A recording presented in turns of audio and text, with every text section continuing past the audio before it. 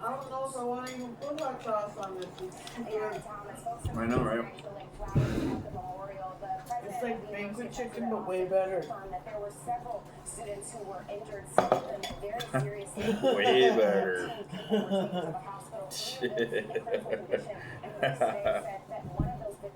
It's like banquet chicken wannabe. Oh, banquet chicken would want to be like this. Oh, I know, but it's never gonna be. Right, here goes nothing. Oh,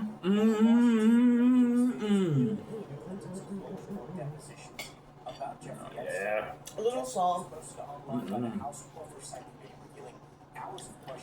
The gravy's fine on it. The skin seasoning, the batter, or whatever you call it. Yeah, babe. And it's so juicy. You're so juicy.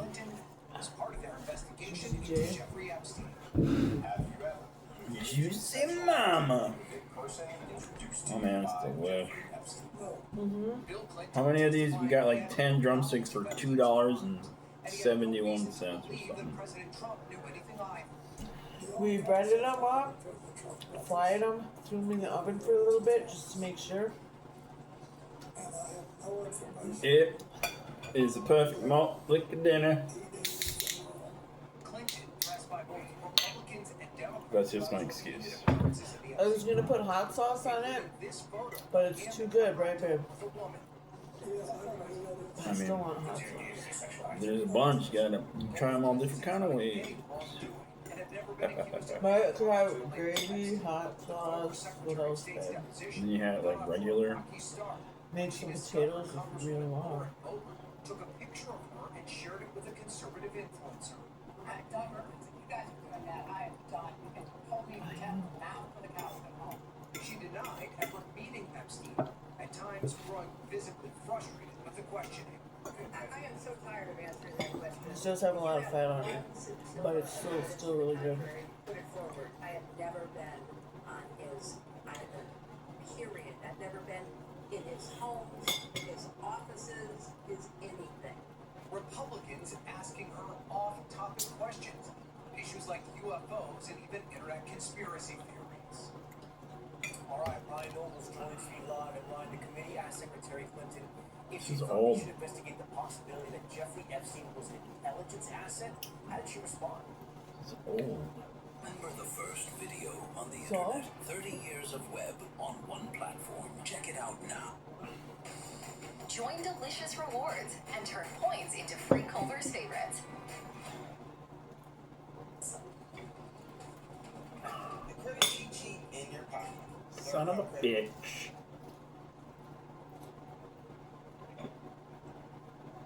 Gotta find something that won't get copy stricken. Okay, BBC. I don't think that. At 10, Donald Trump says the war with Iran was the last best chance to stop the country's regime.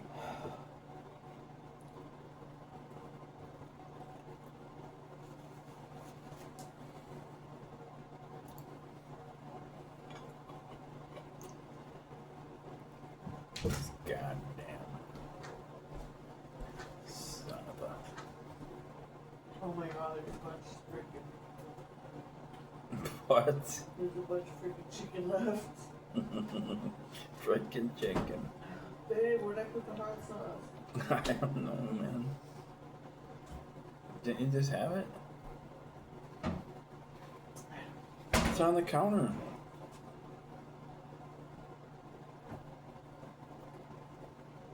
It's on the counter by the toaster, man. Oh, I see it. Duh.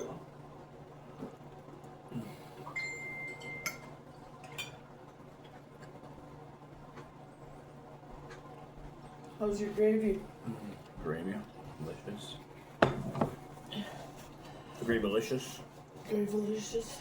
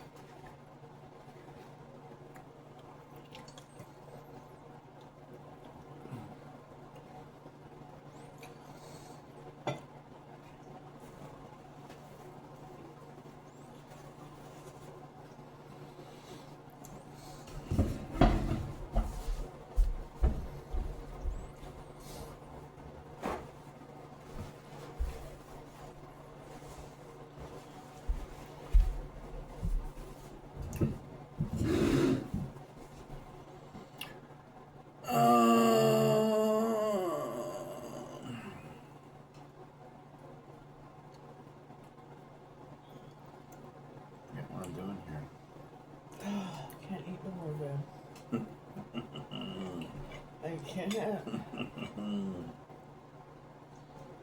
As I am. But this is my second piece. I didn't put no hot sauce on it yet.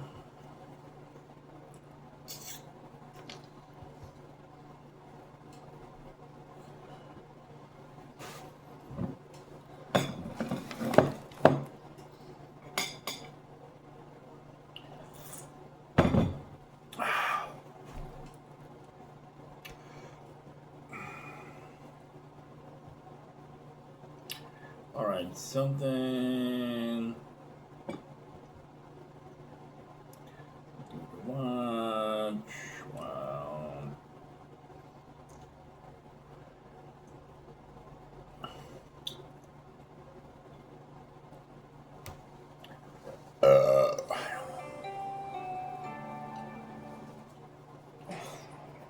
An iconic temple, the largest religious monument in the world.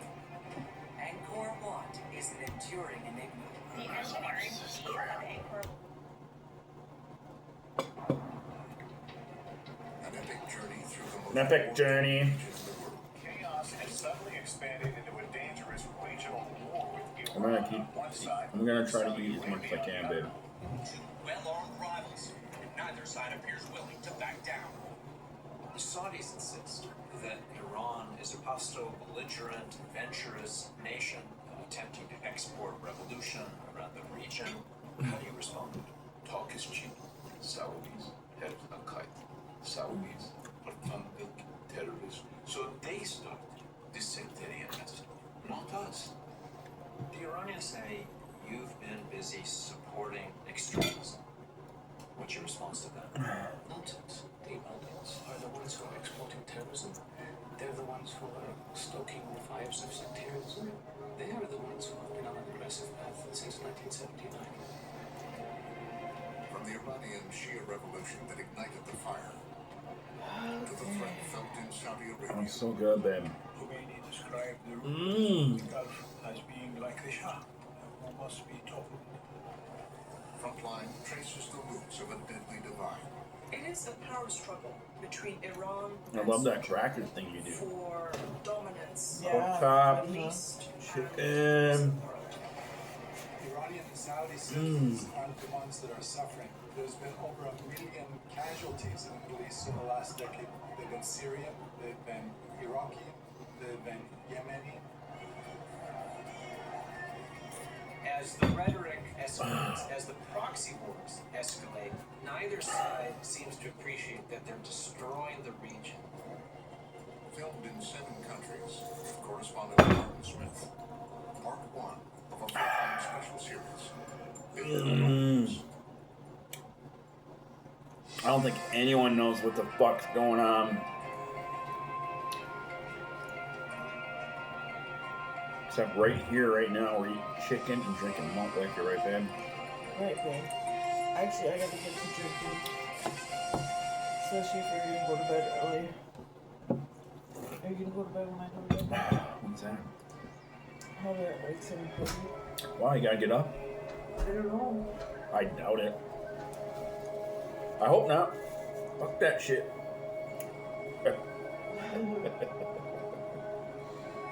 Fuck that Hondo. Fuck that shit. For real. What am I doing, babe? Drinking? Taking a shot?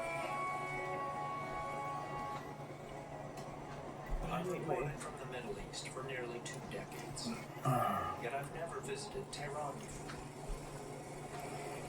I've come here to report on the intense rivalry between Shia Iran and its Sunni neighbor Saudi Arabia.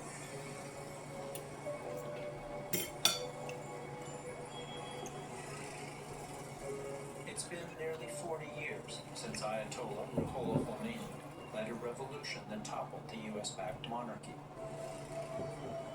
Ever since, relations with the outside world have been strained.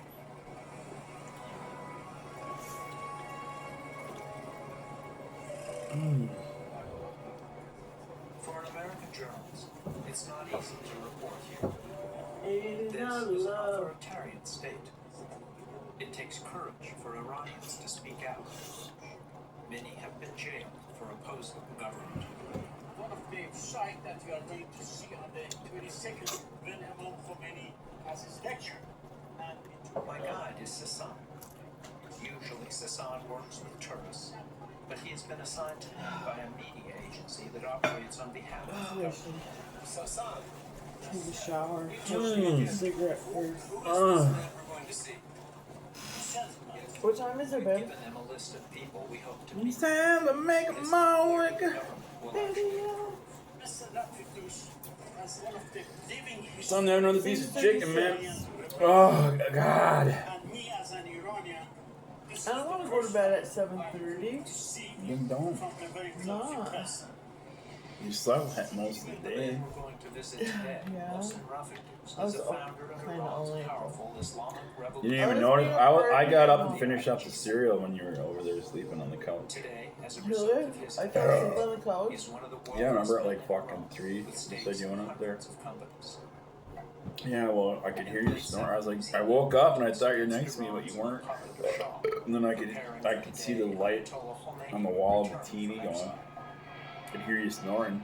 On February 1st, 1979, And I was like, Rafikus was in charge of Khomeini's so it must have been about 4. I got up with the munchies and had finished off the wheat checks. Yeah. And you were like out the whole time snoring. Really? Then did you wake me up then? No, I just went back to sleep. Iran's Western-backed monarch, the Shah, had left the country on what he said was a vacation. And then you woke up. What was going through your mind? I don't know, whatever time then came down. For the country. این یک عمومیت داشت برای Oh yeah, I was gonna بین get him on 6 later. تا 8 میلیون نفری که در I need another piece of chicken. داشتن. It's more gravy. من امام رو 15 سال رو ندیده بودم. Abu Dhabi. دیدم احساس کردم که هر چه خوبی در دنیا هست رو در یک قالب شخص دارم میبینم.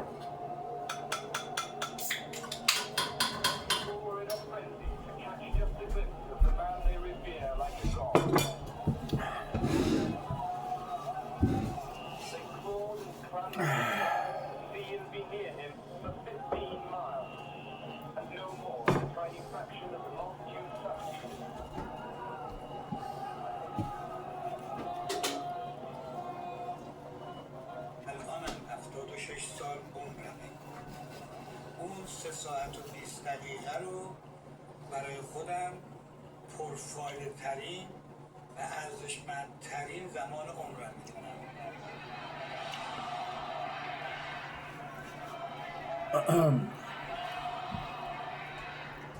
Later that same day, Khomeini gave his first major address to the Iranian people. It was a rejection of British and American domination of the Shah's Iran.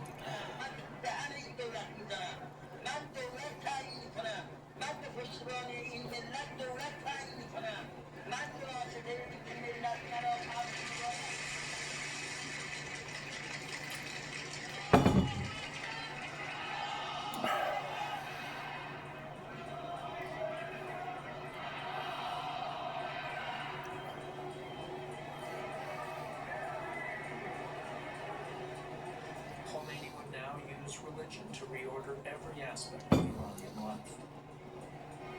And he declared that Islam was fundamentally opposed to the whole notion of monarchy. Go babe. By me. His message How's the chicken? Are you sure it's done? to Saudi Are Arabia. you eating it? Iranians Haven't got salmonella yet. of decades of That's what I'm autocratic afraid of. and repression. Right now? No. I'm not. That's my fear though. That's why I overcook food. I believe the revolution was a demand for dignity on the part of Like I the overcook my pork chops till they're dry. recognition for whatever, for the history, for their identity.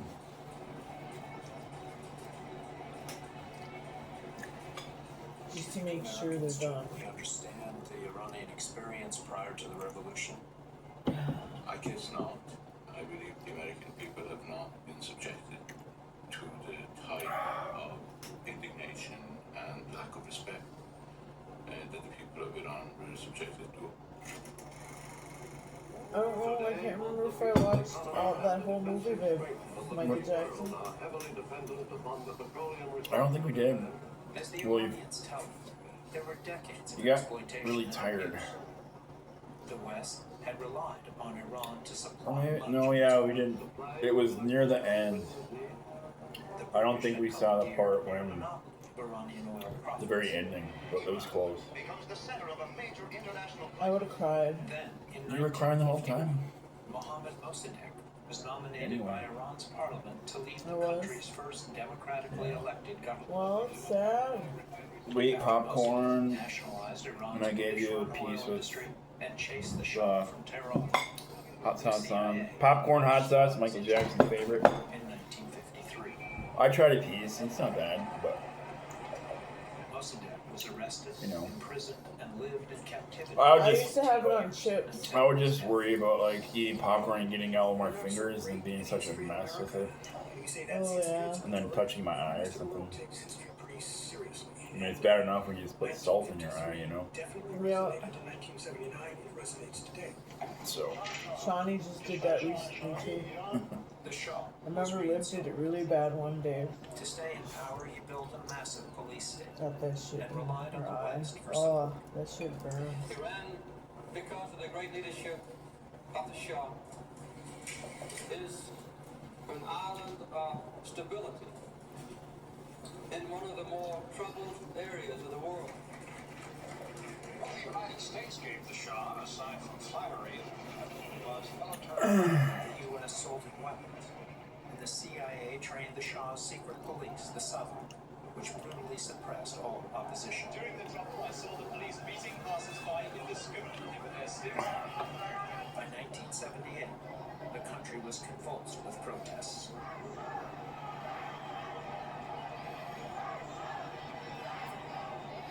The people wanted control of their own destiny. The fact is, the Shah has failed to make civilian government work.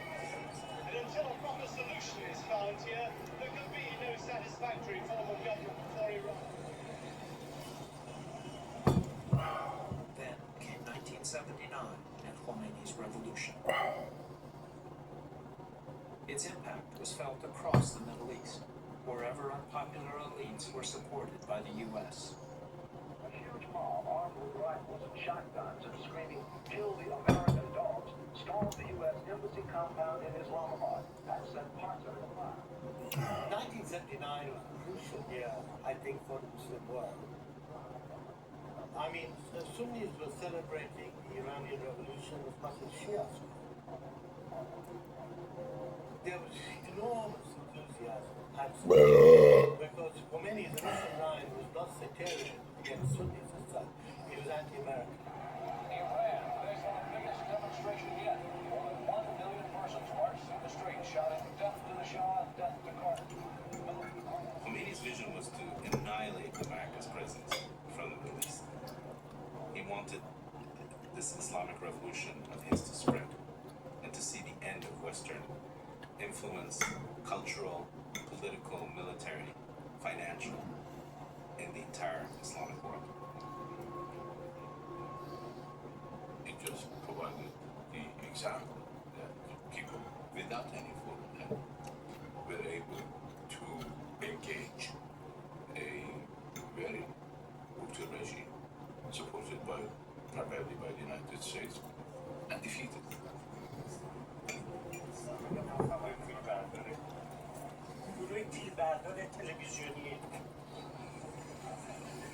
To this day, loyal regime supporters gather to celebrate their revolution.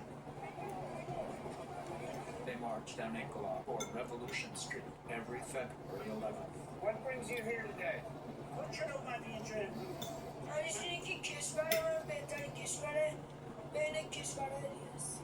country is the best country in all over the world. What makes your country the best country in all of the world?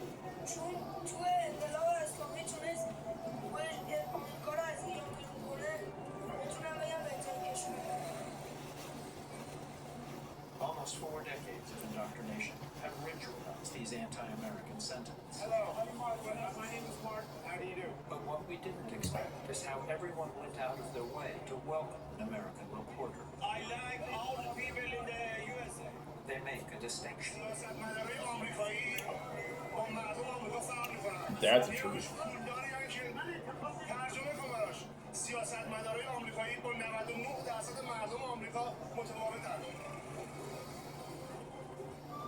Many people stay away in protest against the regime, and government employees are expected to attend. And I might be able to eat one more piece. Yeah.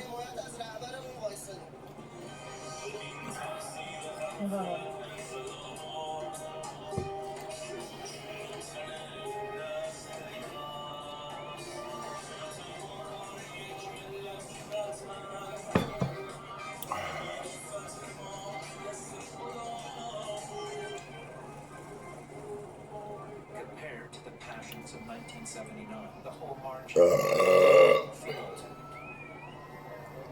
there were plenty of anti-Western posters with all those familiar slogans.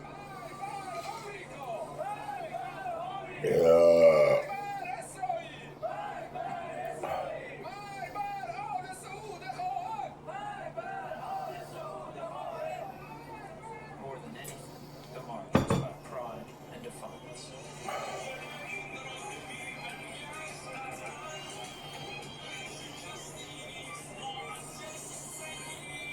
We're all fucked in this world. Especially the poor people.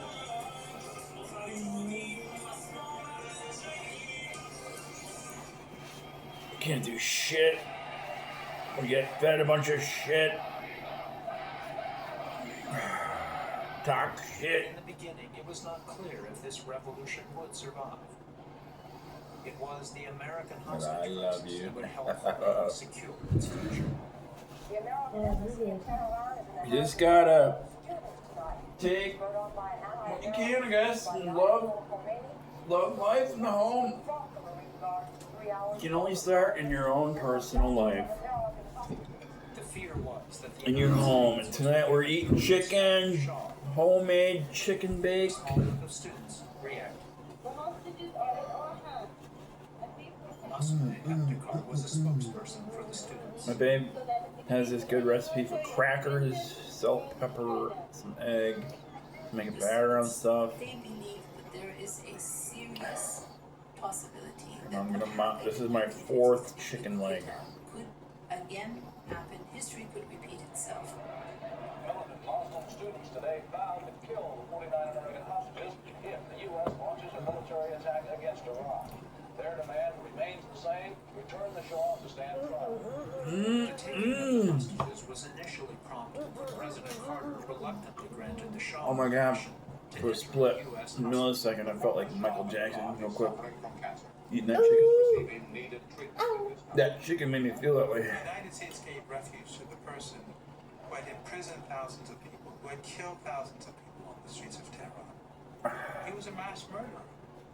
Yet the United States let him into their country, took him to a hospital, and then they expected the Iranian students not to show outrage. The Iranians burned the United States flag and announced the U.S. government, saying they would stay until the U.S. sends the Shah back to Iran. The students, they thought that they would take the embassy for a few hours maybe. But then suddenly the people poured out in millions in support of this. And suddenly Imam supported it to Imam Khomeini. شما می‌بینید که الان مرکز فساد امریکا را جوان‌ها رفتن گرفتن، امریکایی‌ها که در جاده گرفتن حامیان فساد را به دست آوردن و امکان سلطه ندارن. America can't be down from the bone. Imam Khomeini, he named this overwhelming response of the people, he named it as the second revolution. He used it to actually construct the political institutions of the Islamic Republic of Iran.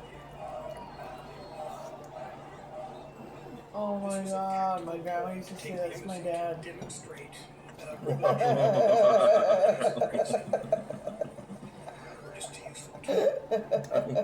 What would you do? He would just laugh at her and talk shit back to her. Like, they always talk shit back to each other, you know what I mean? Just having. Yeah. When my grandma would say that to my dad. Capitalism and communism. But with Khomeini's revolution, Go Graham! Iran was embracing this. Oh, I miss her. Before 1700, Islam as a political phenomenon was then marginalized. She looks The Arab world was not all just about like my grandma almost. nationalism. Good. Iran Yeah. dominated. And you look a lot like your grandma. Now, once Khomeini takes over, Islam is squarely put in the middle of the table. For Valentine's Day, I made her heart-shaped pancakes one year. She when I looked. was up in Canada. Yeah. Yeah.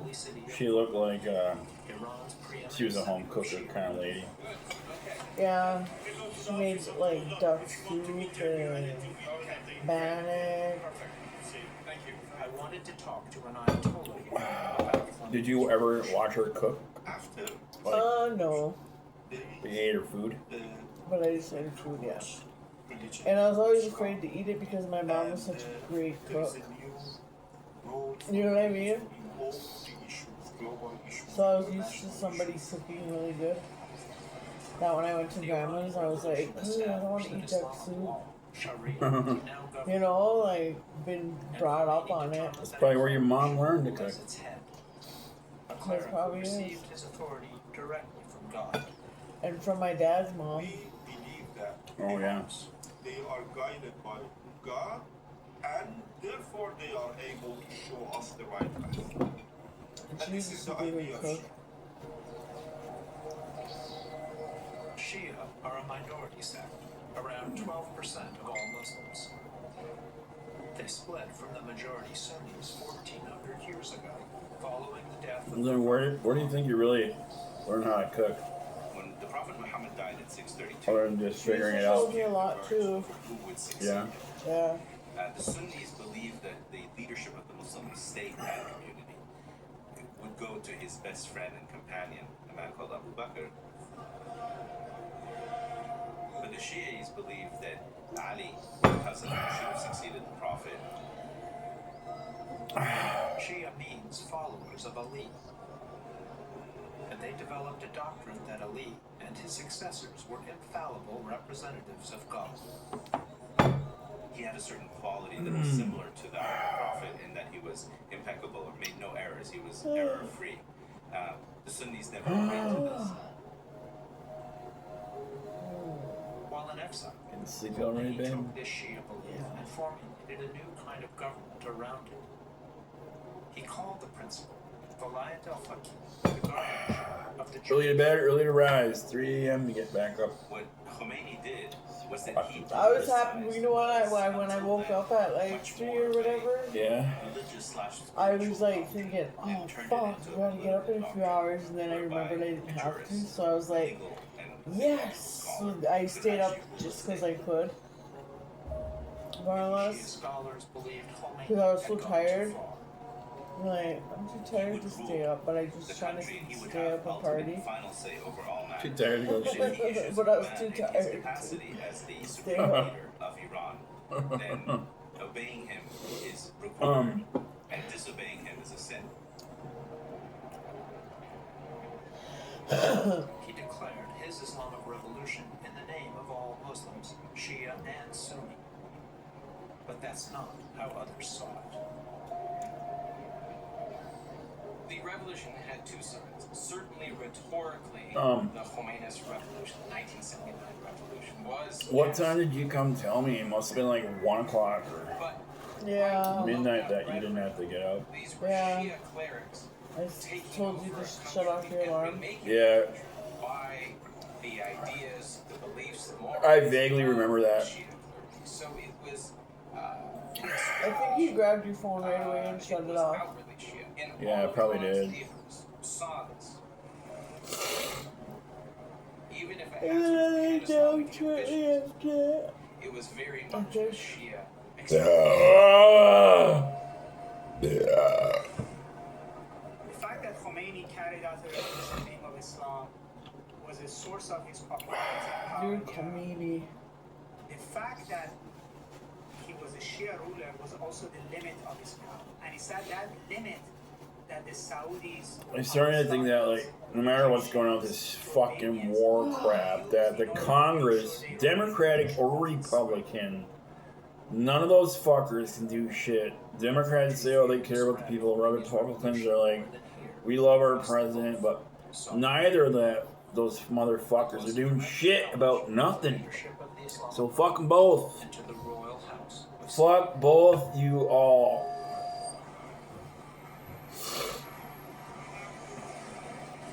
And it's always come down to that. It's a separate world being that in Congress, having super rich money, being a senator, being congressman. You don't give a shit about what the fuck is going on with people that don't got shit. Especially now, because you can't get anything done. I remember before Khomeini came, I had gone to see the Shah. It's like... And I remember driving to his palace, Yerevan Palace. It's like watching something outside of... I'm a citizen, yeah, but it feels like I'm watching things take place outside of a normal citizen.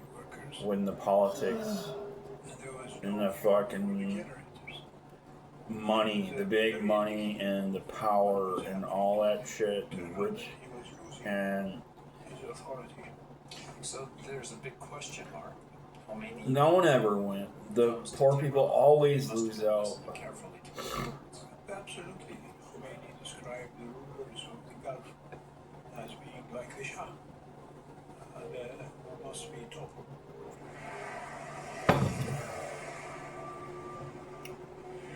Khomeini really rattles It's like... the Saudis because the supreme leader was in essence We're just left with the debris of politics. as the leaders of the Muslim world. When because politics they are home to have just run shit two show. holy sites in Islam. It doesn't matter what we say, think, or do. An absolute monarchy. All people hunger for is wealth, power, to be able to party like rock stars, and do whatever they want, be pedophiles, and drug I want runners. everything, but not the pedophile part. Where the kingdom's subjects come for a royal audience. I want to be able to just party and About how this country is governed. whatever. I'm sick of partying. I Partying know, I gets get old. tired. When I start or want to party, I'm like, I need to go to bed. Guardians of tradition who habitually resist change. Or whenever I want to party, The royal family. I'm like, oh, I don't want to party. I was thinking about those baked beans, babe. What is the definition of partying to you anyway? Right now in your life. Oh, drinking enough to get half cocked or half shot. Well, you do that anyway. Not really. What is the legitimacy Every day. of the monarchy based on? I drink one hurricane, if even that. And drink a little bit of vodka. I think that's one of your weaknesses, because, like you said, when you want to party, and you drink more than you just drink a little bit, King Abdulaziz ibn Saud, you're down and out, in order to unify the snoring away. tribes of Arabia, signed a pact with fundamentalist Wahhabi clerics. The Wahhabis follow the teachings of an 18th century Islamic cleric. You will pass out before you even get into your party mode. I know, that's what I was saying. I get sleepy before I get partying. Yeah. I mean, if it's an exciting party with stuff to do, but when people are just sitting around watching TV and not interacting or being social or having conversations or discussions, or then it just gets like, what's the point? Oh, Make I love it fun to party. I love it. It is fun to party. Well, yeah, but when I party, I have fun. people just want to watch TV. So what? That's no fun. I always hated going to parties where people are sitting around watching like some show. It's like I want to play drinking games or have a nice discussion about something or be, doing something somehow. As Saudi Arabia's highest religious authority, It's just like the Grand Mufti warned his faithful against now everyone wants to party around watching TV. He's a direct descendant of Abdul Wahab.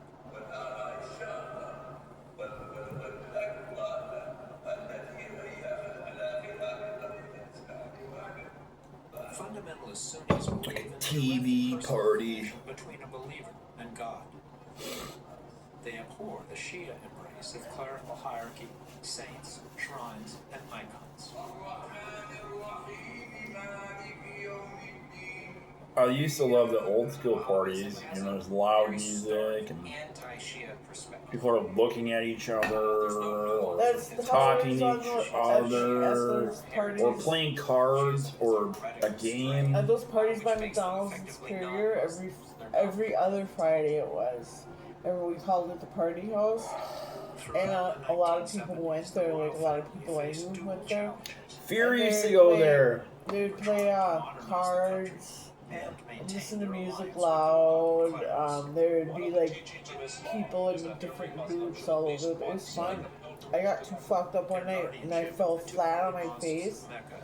Oh my god, and my whole face was bloodied up and stuff. And Robbie and Tracy thought I got beat up by somebody, and I couldn't remember what happened. So they're like, "Who beat you up? Who beat you up?" And I was like, "I don't know. I probably deserved it. I don't know." They're like, "Come on, who beat you up?" And I was like, "I don't know who beat me up." And then it came to me later. I was like, "Man, I fell right on my face. That's what happened." And it looked like there's like a big. You can see the scarring on my nose. Oh, that's what that's from? Yeah.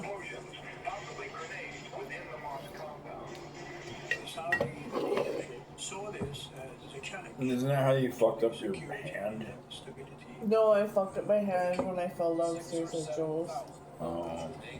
We had some fun parties there too. It was just days Played after the cribbage. hostage crisis in Iran began. Played cribbage till we couldn't The play assumption cribbage in the anymore. West was that Iran or Iranian-inspired Shiites were to blame. Khomeini shot back, blaming the Listen Americans. to some music, not the best music, but it was alright. The Saudis soon found out that the attack was led by a young When we go to parties, you'd always show them there's be loud music, a table, a bunch of chairs, either playing quarters or dice or cards, drinking games, a round of poker maybe, blackjack, drinking games, Yeah, stuff like that. Thousands of Shia took to the Smoking weed, smoking cigarettes. Yeah. No one was fucking watching TV. There were no cell phones. Rightly feared that the Shia population in the places where all of their oil is are very quickly going to gravitate towards Iran, and they may become rebellious, they may become secessionists. It's been a while since I've been at some kind of interactive party. For years, Saudi Shias waved pictures of Khomeini and demanded that Riyadh grant them more rights. They were encouraged by Iranian radio stations.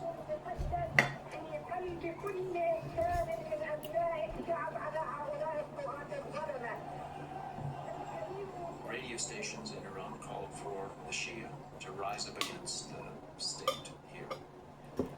You weren't in government at that time. I was a student. You were a student. Do you remember it? Yes. What was your reaction then? It's not their business to interfere in our affairs. The Saudis who are Shia are Saudi citizens. They belong to the Saudi state. Their loyalty is to the Saudi state. And Iran or nobody else either has the right to interfere. We don't go and try to provoke minorities in Iran. We don't go and try to provoke the Sunnis in Iran into taking up arms against the Iranian state. We did not take action against any country today. The Iranians see it differently. We made our views clear about the nature of governments that were submissive to the United States, governments that were presenting a message of hatred. But back in 1979, there were radio reports coming out of Iran calling for Shia in the eastern province of Saudi Arabia to rise up against the monarchy. Well, that sounds like interference to me. We always rejected the use of force against governments. We may have encouraged people to ask for their rights. To crush the uprising, the Saudis pulled whole battalions of National Guard away from Mecca and brutally suppressed the protests. At the same time, back in Mecca, after a 2-week standoff, the army, with the help of French commandos, moved in with heavy weapons and explosives, and with permission from the Wahhabi clerics. A religious council had to be convened to permit the assault on the Holy Mosque. Saudi troops have been conducting a mop-up operation there after driving out all but a handful of Muslim gunmen. Scores of rebels were killed. Among those captured was the ringleader, Juhayman al-Otaibi. Juhayman and his followers had been outraged by recent social changes and liberalization condoned by the royal family. Over the previous decade, the monarchy had permitted a gradual loosening of religious rules. Women had been given prominent roles in the media and were anchoring news programs without head coverings. Western brands, pop culture, and luxury goods flooded the country. As the thirst for oil grows bigger, Saudi Arabia gets richer and richer and richer. But Western money has brought Western attitudes along with it. The 1970s oil boom was very disruptive to a traditional society. And the reaction of some of the zealots that they had in 1979 in the takeover of the Great Mosque was a reaction to that modernization. In fact, Juhayman would get his way. After his execution, the Look at that. Wahhabi establishment pressured the Holy to put in man. place many of the conservative Where's my Wolfen Pepper? The consequence, it seemed